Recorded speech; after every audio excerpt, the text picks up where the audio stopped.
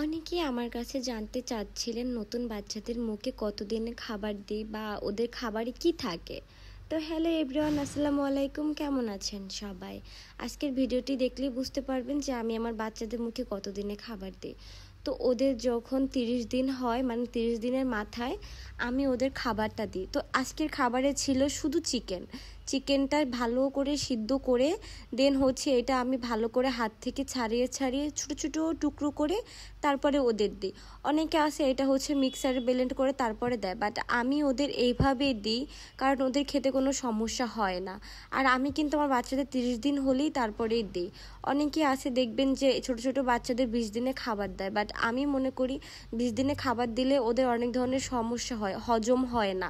কারণ 20 দিনের বাচ্চার দুধ খাওয়ানোই ভালো, মায়ের দুধটা।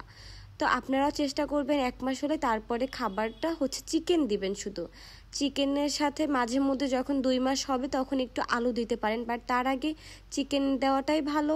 আর ওদের কিন্তু দেখেন আমি কিন্তু চিকেন দিছি, খেতে কিন্তু কোনো সমস্যা হচ্ছে না। আর এই বাচ্চাটা বারবার প্লেটের উপর উঠে খাচ্ছিল, দেখেন আমি একটু করে সরিয়ে দিয়েছিলাম, ওইভাবে উঠি তারপরে প্লেটে করে খায়। তো আমার বাচ্চাদের কিন্তু কোনো খেতে সমস্যা হচ্ছে না। আপনারা চাইলে এটা করতে পারেন। তো আল্লাহ হাফিজ, টাটা।